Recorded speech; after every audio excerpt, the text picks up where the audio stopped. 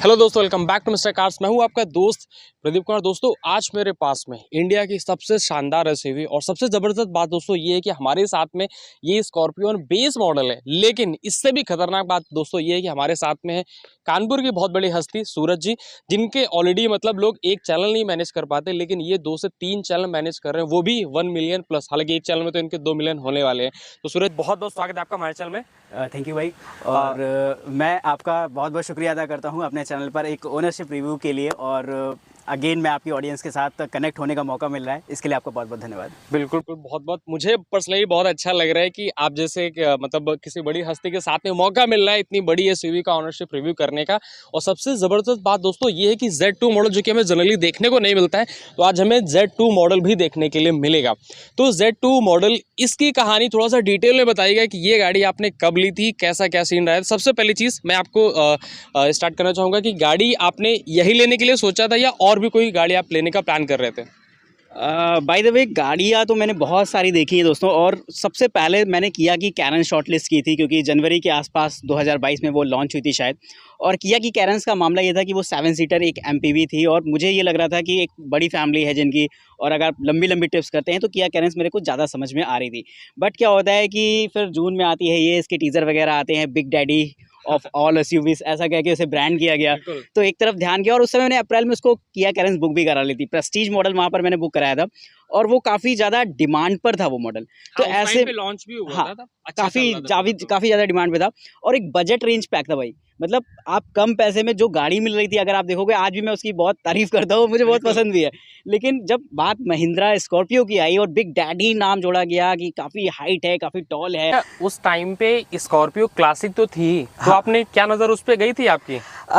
Classic एक mafia look के लिए मुझे लगता है ज़्यादा हाँ बिल्कुल, फेमस बिल्कुल। है, और मैं एक ठहरा यूट्यूबर आप लोगों का, तो वहाँ लेकिन मैं पर एक चीज़ आपको रोकना चाहूँगा, लेकिन आपकी जो गाड़ी है ना, ये किसी माफिया लुक से कम नहीं है। मतलब पूरी ब्लैक, अगर आप देखेंगे इसमें अलॉय व्हील नहीं लगे हैं, व्हील कवर लगे हुए, लेकिन भाई ये भी पूरी तरीके से ब्लैक लग रहे हैं, बहुत ही शानदार लग रहे हैं। तो फिर किया कैरेंस के बाद जब बात आई, इस ये लॉन्च हुई, तो फिर मेरा ध्यान इसकी तरफ गया। और वेटिंग का मतलब मुझे लगता है आज की तारीख में इंडिया के अंदर आप कार लेने जा रहे हो, तो अगर आपको अगली साल चाहिए तो इसी साल से आप प्लान कर लो। वेटिंग बहुत ज़्यादा थी, प्रेस्टीज उधर किया कैरेंस पे भी, और यहाँ पर अपनी स्कॉर्पियो एन पे तो थी। और स्कॉर्पियो क्लासिक मुझे थोड़ा-सा कम पसंद है, वो तो मैंने आपको बताया क्यों नहीं जी। पसंद है। तो मुझे लगा, फिर मैंने इसकी टेस्ट ड्राइव वगैरह ली, और उसके बाद जब मैंने प्लान किया कि चलो फाइनली इसको भी बुक करा लेते हैं, तो सेम टाइम पे हमें किया कैरेंस भी बुक थी और हाँ। ये भी बुक थी। इसके अलावा मैंने स्कॉर्पियो भी देखी, स्कॉर्पियो क्लासिक भी देखी, एक्सयूवी 700 भी देखी, वो थोड़ा-सा बजट में और ऊपर थी। और हेक्टर देखी मैंने, हेक्टर मेरे को थोड़ी-सी समझ में आ रही थी। और देखी तो मैंने हैरियर भी। लेकिन मुझे जो अल्टीमेट पैक लग रहा था, जो प्राइस रेंज में फीचर पैक गाड़ी मिल रही थी, एक ऐसी ब्रांड नेम के साथ जिसका नाम ही काफ़ी है, बिल्कुल स्कॉर्पियो। सही, बिल्कुल सही। तो वो मुझे वो चीज़ इसी में मिली, तो फिर मैंने इसे बुक किया। और बेस मॉडल क्यों बुक किया, इसके पीछे वजह थी, जनरली डीलरशिप फ़ोर्स करती है आप टॉप लो या बिल्कुल। अपर वेरिएंट्स लो। तो बेस मॉडल लेने के पीछे वजह ये थी, क्योंकि कम प्राइस में ज़्यादा फीचर्स, और आप अपने हिसाब से कस्टमाइज़ कर सकते हो गाड़ी को। बिल्कुल सही। अभी मेरे को ये ग्रिल नहीं पसंद है, मैं चाहूँ तो इसमें पूरी ब्लैक लगवा लूँ या कुछ भी लगवा लूँ, तो ये पूरी तरीके से मेरे ऊपर होता है। तो इस अच्छा, वजह से वेटिंग वेटिंग उन्होंने क्या बताया था आपको बेस मॉडल का? बेस मॉडल की वेटिंग का हाल ये था कि जब मेरे को ऐसा महिंद्रा बोलता है, मैं नहीं बोलता, हाँ। कि जब इसकी समथिंग 31 या कुछ ऐसी डेट थी जब बुकिंग शुरू हुई भाई, जी। तो हुआ ये कि 30 सेकंड के अंदर समथिंग 25,000 गाड़ियों पे इन्होंने प्राइस प्रोटेक्शन दिया था, वो निकल गई। और 1 मिनट के अंदर ऐसा वो क्लेम करते हैं कि 1 लाख गाड़ी बुक हुई है, ये स्कॉर्पियो एन, हाँ। जो कि अपने आप में एक बड़ा बहुत रिकॉर्ड है, बड़ा बहुत मतलब बड़ा नंबर है वो कि भी इतनी बड़ी गाड़ी बड़ी का। टॉल गाड़ी के लिए। मतलब एक बार बिल्कुल। छोटी गाड़ी होती है जो बहुत ज़्यादा डिमांडिंग होती है, तो उसके लिए चलता है, मैं मान लेता हूँ। लेकिन स्कॉर्पियो जैसी गाड़ी के लिए ऐसे नंबर्स निकल के आ रहे थे, एक बड़ी बात थी।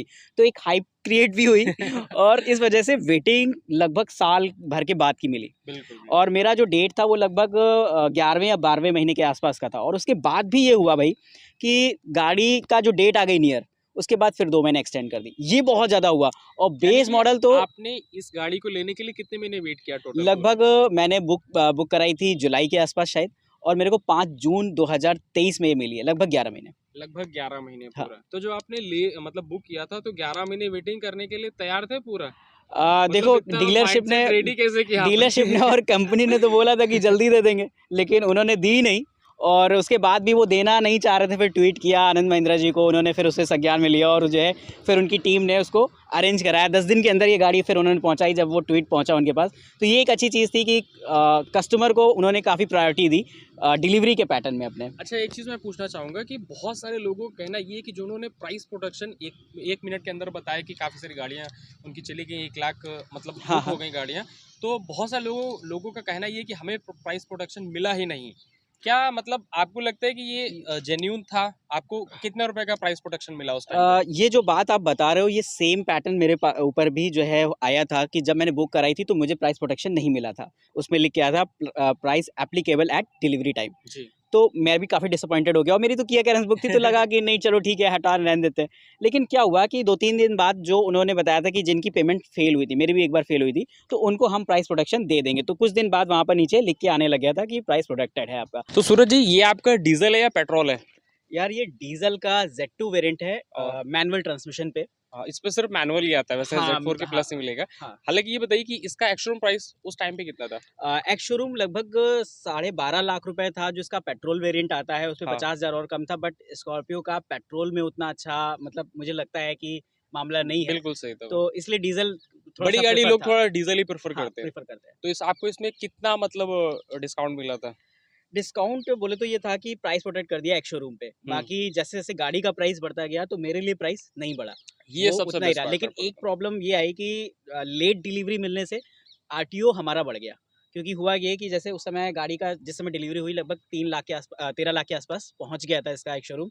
और जो आरटीओ अप्लाई होता है, वो फिर नए प्राइस के हिसाब से होता है। बस मतलब यहाँ महिंद्रा ने थोड़ा घाटा उठाया, है? हाँ। लेकिन थोड़ा बहुत हमें भी लगा भाई कि चलो मेरा गाड़ी सस्ती मिल रही है और क्या चाहिए।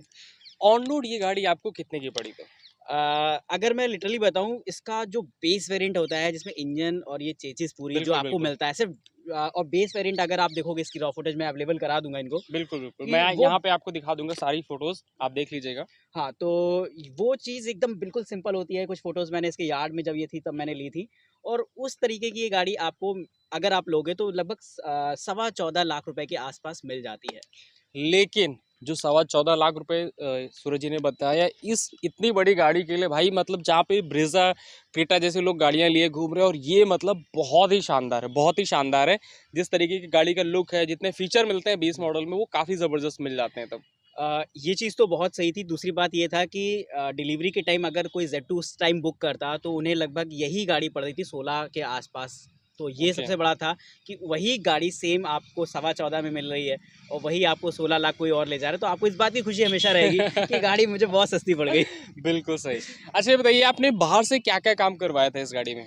वैसे तो गाड़ी में आप अगर देखोगे इसका फ्रंट पूरा चेंज है, क्योंकि जब आप बिल्कुल। देखोगे तो जो इसका बेस मॉडल आता है उसमें चाहे आप क्लासिक करो या इसकी करो, ना स्पॉइलर आता है ना रूफ रेल आता है, क्रोम तो कहीं भी नहीं दिखता है।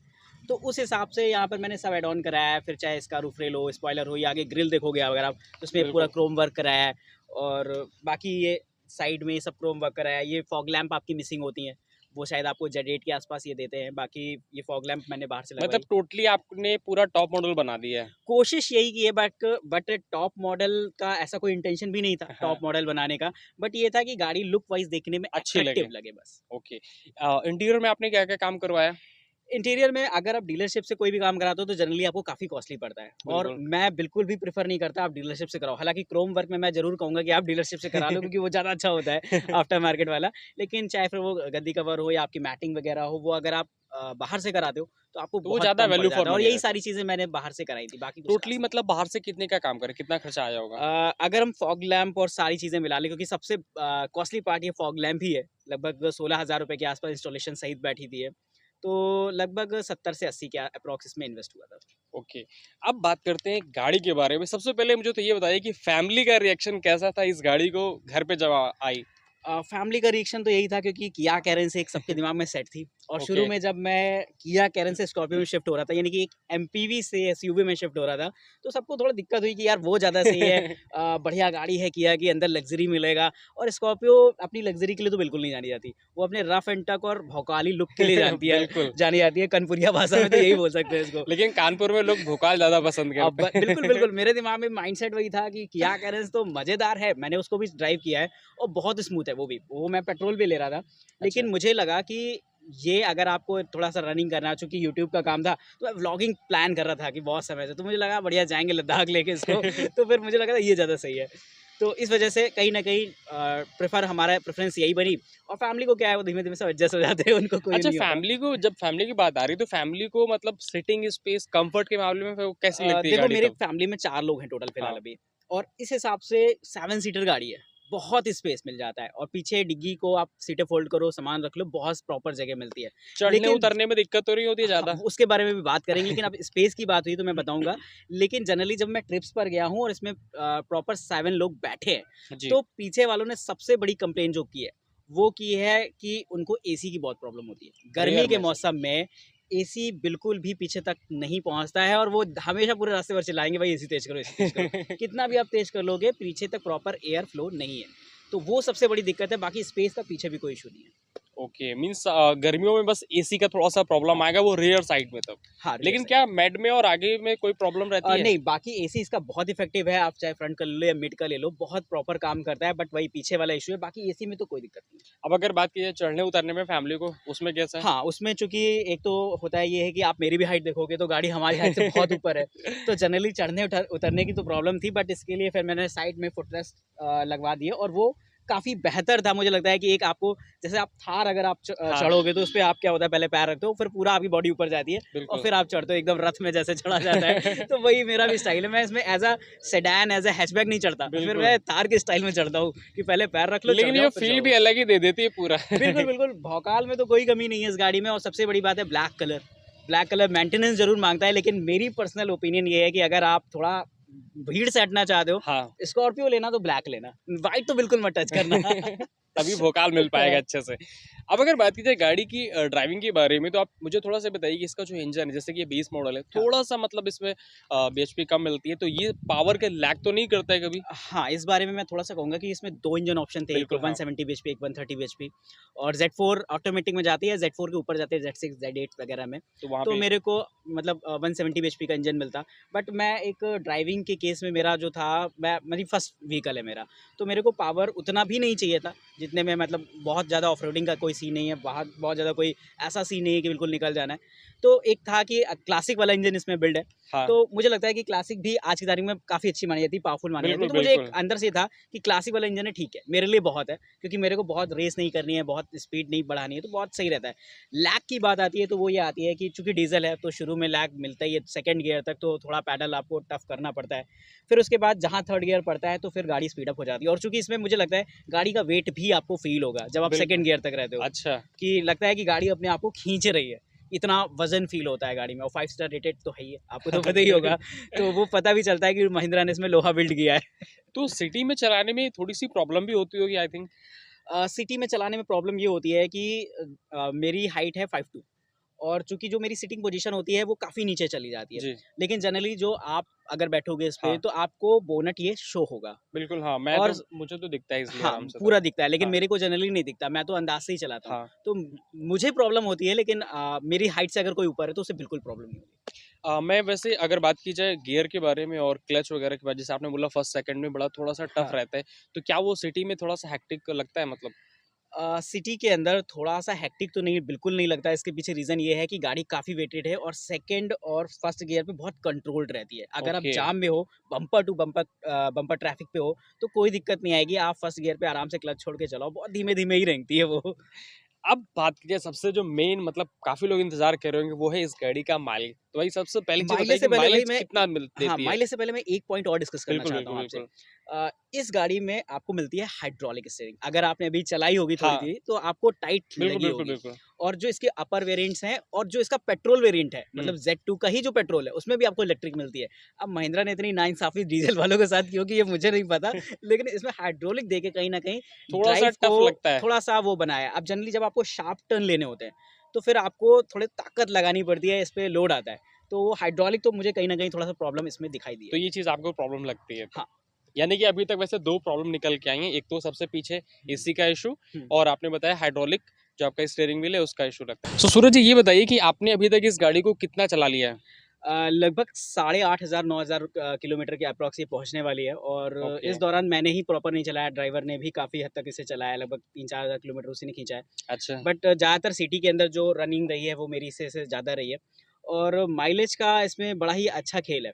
जनरली लोग स्कॉर्पियो एन से बहुत परेशान है कि माइलेज नहीं दे रही, 5-7 का हाँ। निकाला पेट्रोल वेरिएंट तो नाक कटाया एक तरीके से महिंद्रा की लेकिन डीज़ल में लोग इससे बहुत खुश हैं क्योंकि डीज़ल में सिटी के अंदर अगर मैं बात करूँ मतलब सिर्फ नंबर्स की बात करूँ तो जी। 12 और हाईवे सिटी में 12 का? हाँ, 12 का। क्या बात है भाई! और लेकिन हाँ, मैं एक इसमें स्टार लगा दूँगा, वो ये है कि मैं बहुत ज़्यादा 1 या 2 व्यक्ति मतलब अच्छा, प्रॉपर अच्छा। लोडेड नहीं होती है गाड़ी, ओके। तो तब निकल आता है और दूसरा ये है कि अगर आप हाईवे पे चला रहे हैं, तो मैंने 17 तक आपको निकल आएगा क्योंकि मैं एक बार एमपी गया था इससे और 5 लोग बैठे थे गाड़ी में, 17 का माइलेज मेरे को मिला था इसमें।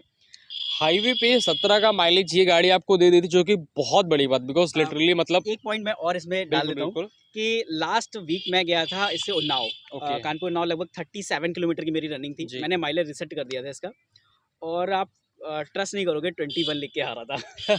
तो वो एक बहुत ही टेरिफिक था कि इतनी बड़ी गाड़ी हालाँकि 2 ही लोग थे, 21 का माइलेज भी अगर हम इसमें 2 पॉइंट कम भी कर लेते हैं, तो अगर हम 18-19 भी मान रहे हैं, तो भाई से हम क्या उम्मीद कर सकते हैं? बिल्कुल सही, मतलब इतनी बड़ी गाड़ी गाड़ी आपको अगर 17-18 का माइलेज दे रही है, जो कि बहुत बड़ी बात है। जनरली अगर आप देखेंगे हैचबैक वगैरह, तो उनका हाल भी मतलब यहाँ तक नहीं पहुँच पाता है और हुँ। ये गाड़ी आपको निकाले, जो कि बहुत बड़ी चीज़ है तब।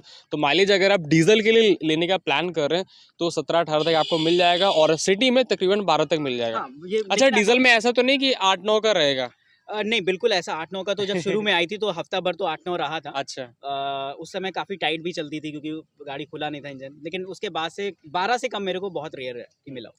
अच्छा, महिंद्रा की जब बात आ रही है तो बहुत सारे लोग थोड़ा-सा मतलब इस चीज़ में डरते हैं कि उनकी जो सर्विस रहती है, आफ्टर सेल सर्विस, हाँ, उससे बड़ा परेशान हो जाते हैं। तो क्या आपके साथ में कभी कुछ ऐसा हुआ कि आफ्टर सेल बिल्कुल सर्विस में हुआ दिक्कत है। हुआ? महिंद्रा और टाटा की बात हो रही हो और इसके बारे में बात ना हो ऐसा हो नहीं सकता। सेल्स के बिल्कुल, बारे में तो मैं कहूँगा कि महिंद्रा ने गाड़ी बहुत प्यारी बनाई है। मैं बिल्कुल। दिल से इस गाड़ी के लिए रिस्पेक्ट है और कहीं न कहीं मेरा फर्स्ट व्हीकल है तो बहुत इमोशंस भी इसके साथ अटैच्ड हैं। लेकिन बात जब सर्विस की आती है और हमारी जो डीलरशिप है जी, तो कहीं न कहीं वो सैटिस्फैक्शन लेवल नहीं है। हालाँकि कोशिश वो पूरी करते हैं, बट चूँकि नई गाड़ी है, हुँ, बहुत सारे बग्स ऐसे हैं इसमें, जो कि उनको भी नहीं पता कैसे फिक्स करने हैं। लाइक आपके पास जो चाबी है क्योंकि इसमें की फॉब जो मिलता है, जी। वो आपको सिंपल वाला मिलता है। ये रिमोट की आपको अलग से लेनी पड़ती है, ये बिल्कुल आपकी नॉर्मल सी मिलेगी, इसमें कुछ भी बटन्स आपको नहीं लॉक होती वॉक है। का बटन्स कुछ भी नहीं मिलेगा, सिंपल सा आपको मिलेगा हाँ, तो। बस फ्लिप की होती है, बस अपना यूज़ करो लेकिन इसमें सेंटर लॉकिंग रहती है और रिमोट सेंटर लॉकिंग भी होती है, बस रिमोट नहीं देते। मतलब रिमोट आपको लगभग 2100-2200 के आसपास का खरीदना पड़ता है और जब मैंने इस बारे में चूँकि मैंने एक रिव्यू देखा था और उसमें पता चला कि ऐसा होता है कि इसमें मैकेनिज़्म है, बस आपको रिमोट चाहिए। हाँ, तो मैं डीलरशिप के पास गया तो उन्होंने करीब 15-20 दिन मेरे को प्रॉपर टहलाया कि मुझे ऐसा कुछ नहीं पता, आप आफ्टर मार्केट करा सकते हो या अगर कभी आएगा तो हम आपको बताएँगे। लेकिन लिटरली ये प्रोग्राम पहले से ही महिंद्रा का था बट डीलरशिप को नहीं पता था। ओके। तो उस दौरान मेरे 3, 4, 5 चक्कर अच्छे खासे लगे और जहाँ मैं रहता हूँ वहाँ से रूमा लगभग 30 किलोमीटर है। मतलब तो उस 30 चक्कर में जाना 30 आना। परेशान बहुत होना पड़ता है। हाँ, मतलब और छोटी-सी चीज़ के लिए बहुत परेशान किया था उन्होंने। 2000 की चीज़ के लिए आपने 4000 का पेट्रोल हाँ, बर्बाद किया होगा। हाँ, मुझे ऐसा लगता है हुआ होगा कि 50-60 किलोमीटर की रनिंग डेली हो गई थी और एक बिल्कुल। बार तो 2 दिन बैक टू बैक जाना पड़ा, तो वो बहुत सबसे ज़्यादा वही खला मेरे को। तो ये एक सीन रहता है। बाकी मैं यहाँ पर महिंद्रा को थोड़ा-सा ये बोलना चाहूँगा कि जिस हिसाब से इन्होंने अंपायर खड़ा किया है जी, मुझे लगता है कि उसी हिसाब से इन्होंने इनको अपने सर्विस स्टेशंस भी बढ़ाने चाहिए क्योंकि बिल्कुल सही गाड़ियाँ कहा। मुझे लगता है कि महिंद्रा मुझे लगता है अगर सेल्स फिगर आपको तो पता ही होगा 30-40 हज़ार गाड़ियाँ निकल रही है महीने की। आराम से तो निकलती है। उस हिसाब से मुझे लगता है कि मतलब रिसोर्सेज़ इनके पास बहुत सेल्स में लिमिटेड है। एक तरीके का रिकॉर्ड तोड़ रही हाँ। है, तो मेरे हिसाब से सर्विस में भी अपग्रेड हाँ, होना मतलब चाहिए मुझे तब। लगता है कि अगर आपके व्हीकल्स 30,000 व्हीकल हर महीने उतर जाता है फील्ड पर, तो उस हिसाब से आपको अपनी सर्विस पर भी थोड़ा-सा ध्यान दें कि सर्विस सेंटर भी बढ़ाओ। अब होता ये है कि आप अगर सुबह जाते हो गाड़ी लेके 9 बजे, तो आप रात के 9 बजे आ जाओ, तो आप अपने आप को बहुत धन्य मानोगे। तो ये मतलब इतना खतरनाक हाँ, रहते हैं बहुत जब। ज़्यादा गंदा है वहाँ पर। तो ओके। सेल्स तो बहुत खराब है, अच्छा, आफ्टर सेल व्हीकल की सर्विस। ये बताइए कि लाइट्स कैसी रहती हैं? रात में कभी कोई दिक्कत तो नहीं होती है? हैलोजन है इसमें हाँ, और प्रोजेक्टर है और अच्छी खासी बात ये है कि मुझे जनरली येलो लाइट पसंद है, हाँ। तो मुझे तो कोई दिक्कत नहीं आती। जनरली जिन्हें वाइट चाहिए होती है, एलईडी चाहिए होती है, उनके लिए बात मैं नहीं कह सकता और चूँकि उसका एक अलग रौला होता है, इसका एक अलग सिस्टम है और चूँकि फॉग लैम्प मेरी एलईडी पे है और ये है तो थोड़ा-सा कॉम्बिनेशन ऑकवर्ड लगता है, इस वजह से हाँ, लोग कहते हैं इसमें बल्ब चेंज करा लो। बट मुझे अभी तक तो ऐसा कुछ फ़ील नहीं हुआ कि लाइट में कोई इश्यू हुआ, प्रॉपर हाईवे पे अच्छी खासी रोशनी रहती है। ओके। अब बात करते हैं, खैर पॉजिटिव बातें तो बहुत सारी होगी, गाड़ी बहुत शानदार है, सब कुछ बहुत अच्छा है। लेकिन अब ये बताइए कि आपको तकरीबन काफ़ी टाइम हो गया चलाते हुए, 8-9 हज़ार किलोमीटर आपने गाड़ी को चलाया हुआ है। तो कुछ गाड़ी में नेगेटिव पॉइंट्स भी निकल के आए होंगे जो कि आपको लगा कि शायद ये थोड़ा-सा बेहतर होना चाहिए था। ऐसा क्या-क्या अ, चीज़ें लगी हैं? वैसे तो वीडियो में हम लोगों ने सारी पॉइंट्स डिस्कस कर लिए, जी। लेकिन अगर हम फिंगर्स पर आपको हाँ, काउंट कराएँ, बिल्कुल। तो जो सबसे बड़ा पॉइंट है इस गाड़ी का वो है पीछे का एसी। Rear okay. एसी, पीछे जो थर्ड रो पे बैठेगा बंदा उसको कहीं न कहीं दिक्कत हो रही है। और ये चीज़ मैं भी फ़ील कर सकता हूँ, हालाँकि मैं बैठा नहीं हूँ, मैं फ़ील हाँ, इसलिए कर सकता हूँ कि अगर हम गर्मी के मौसम में 2 मिनट के लिए भी एसी बंद कर दें, तो गाड़ी के अंदर आप बंद केबिन में भड़बड़ा जाते हो।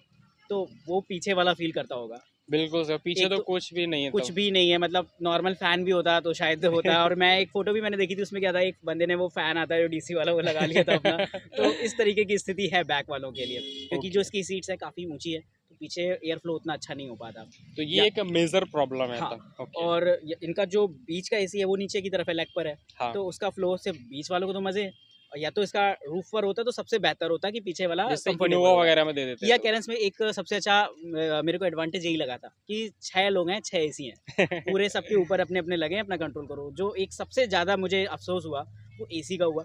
दूसरा हाइड्रोलिक स्टीयरिंग, हालाँकि वो उतनी ज़्यादा दिक्कत नहीं करती है, बट समटाइम्स लगता है, क्योंकि अगर घर में और गाड़ियाँ हैं, पेनफुल रहता है तब। अगर घर में और गाड़ियाँ लाइक मेरे यहाँ फैमिली में हेक्टर है और अर्टिगा वगैरह है, तो उसमें बहुत लाइट स्टीयरिंग चलती है। अगर मैंने उसको 8-10 किलोमीटर ड्राइव कर लिया और फिर मुझे किसी ने बोला ये कर लो, हाँ। तो लगता है कि यार ये क्या है? हालाँकि बिल्कुल सही। प्रॉपर इसको चलाते रहें तो नहीं पता चलेगा, लेकिन जब उससे इस पे उतर के आओ तो फिर बहुत दिक्कत होती है। तो ये 2 मेजर पॉइंट्स हैं। इसके बाकी तो अलावा बहुत सही रहती है, इंजन नॉइज़ भी बहुत कम है और सब कुछ बहुत बेहतर रहता है, माइलेज भी ठीक ही ठाक निकाल देती है। तो ये चीज़ें मतलब हैं स्कॉर्पियो एन के बारे में। और Z2 अपने आप में बहुत ख़ास है बिकॉज़ इसकी जो प्राइसिंग है, जैसे इन्होंने बताया, तकरीबन 14.5 लाख रुपए में इनको ऑन रोड मिल गई है। और ये बहुत बड़ी चीज़ है बिकॉज़ अगर आप देखेंगे इस प्राइस में आज के टाइम पे ब्रीज़ा वगैरह भी मतलब टॉप मॉडल भी आपको नहीं मिल पाता है। और उस टाइप में आपको उस प्राइस में इतनी बड़ी गाड़ी मिल रही जो कि अपने आप में बहुत ही शानदार बात है। तो मैंने पूरी कोशिश की है कि आपको इससे रिलेटेड सारी जानकारी दे पाऊँ। बाकी अगर आपको अभी भी कोई डाउट लगता है तो आप मुझे कमेंट करके ज़रूर बता सकते हैं। बाकी सूरज जी, बहुत अच्छा लगा आपसे। एंड मिलते हैं ठीक दोबारा है, से, एक बिल्कुल लॉन्ग मिलते टर्म हैं। रिव्यू आपके साथ ज़रूर करेंगे। बिल्कुल, बिल्कुल। और अगर आप हमारे चैनल पे देख रहे हैं तो प्लीज़ इनके चैनल को ज़रूर सब्सक्राइब कीजिएगा। एसआरजे टेक वर्ल्ड के नाम से है। एंड एक और चैनल इनका है सर, कौन सा दूसरा? न्यू टेक गैजेट है, उसपे लगभग 1.8 मिलियन सब्सक्राइबर बिल्कुल, हैं। बिल्कुल। सभी के आप लोगों की कृपा से हम दोनों ही भाई तरक्की कर बिल्कुल, रहे हैं बिल्कुल, यूट्यूब पे। बिल्कुल। तो तो मैं ज़रूर चाहूँगा सब्सक्राइब कीजिएगा। और मुझे तो सब्सक्राइब उम्मीद करते हैं आपने किया ही होगा। बाकी अरे अगर बिल्कुल और भी सब्सक्राइब किया होगा भाई, इतने अच्छे-अच्छे रिव्यूज़ मिल रहे हैं और आज स्कॉर्पियो एनज़ेड 2 आ गया भाई, डिमांडिंग था यार बिल्कुल, ये। बिल्कुल। और अगर आप और भी थोड़े से मतलब बहुत ही एडवेंचरस, बहुत ही शानदार ऐसे रिव्यू देखना चाहते हो तो प्लीज़ सब्सक्राइब करना बिल्कुल ना भूलें। साथ में अपने दोस्तों को शेयर करना बिल्कुल ना भूलें। मिलते हैं नेक्स्ट साथ में। Thank you so much.